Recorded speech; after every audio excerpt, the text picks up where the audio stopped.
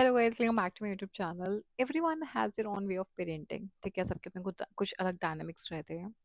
तो when it comes to my father, उन्होंने कभी डिफरेंस नहीं रखा इन बिन रेजिंग अ बॉय और अ गर्ल। जबकि girls are meant to be more sensitive, they are meant to be more, I would say, emotional and everything. तो उन्होंने मेरे भाई की परवरिश वैसे कमांडो की तरह की है जैसे उन्होंने मेरी की है, just like proper commando training, and obviously it has broken us, it has broken our spirits at times, it has broken us in a very different way, in a very different way. But हमें life के लिए भी ready किया उस चीज़ ने।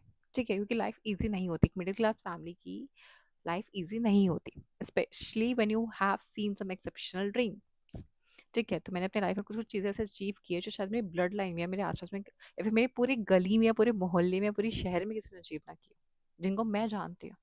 ठीक है, there's so many tags which I have achieved, there's so many jobs which I have done, there's so many sort of life, this is sort of life which I have lived, जो मेरी पूरी legacy में किसी ने जी होगी। I am still living it. ठीक है, वो एक्सेप्शनल करने के लिए एक्सेप्शनल शायद पेरेंटिंग उन्होंने बचपन से देनी चालू कर दी थी हमें। रिकमेंडेड तो नहीं है, बट हाँ। तो मेरे डैड की एक हैबिट है कि ही laughs.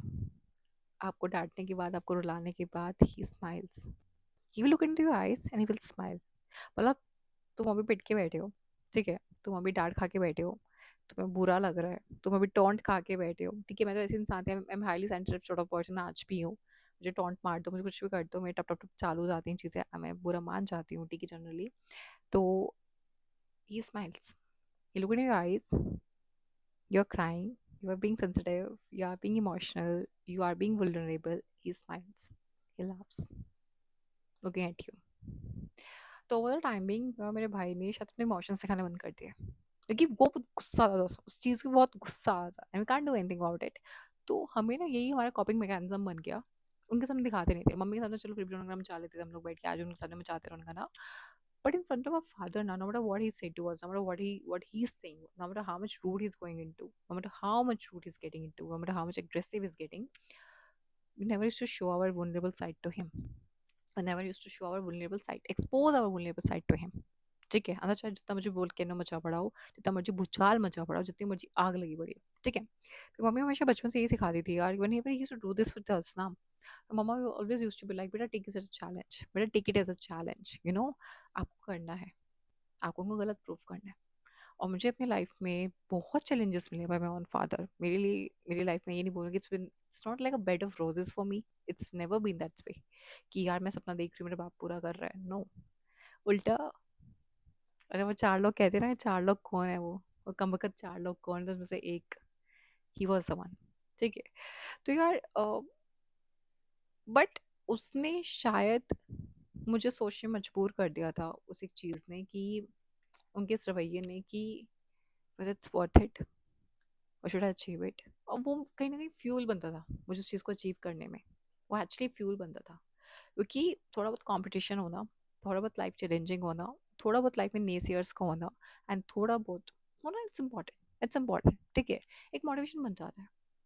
And this is one of the reason मैंने अपनी लाइफ में कुछ कुछ चीज़ें से अचीव की है, जो शायद मैं अगर स्मूथली अपने कंफर्ट जोन में रह के या फिर अपने उस माइंड स्टेट, अगर उस मेंटल स्टेट में नहीं होती मैं, तो शायद मैं अचीव नहीं करती। But obviously it's not a healthy way, it's not a healthy way, not there so many people in this world जो एक्चुअली बहुत देयर ओवर अचीवर्स, या फिर they are doing very good in their life, they are successful, and obviously उन्होंने healthy way में चीज़ों को achieve किया है। मैं उस चीज़ को प्रमोट नहीं करूँगी, it always has to be healthy way.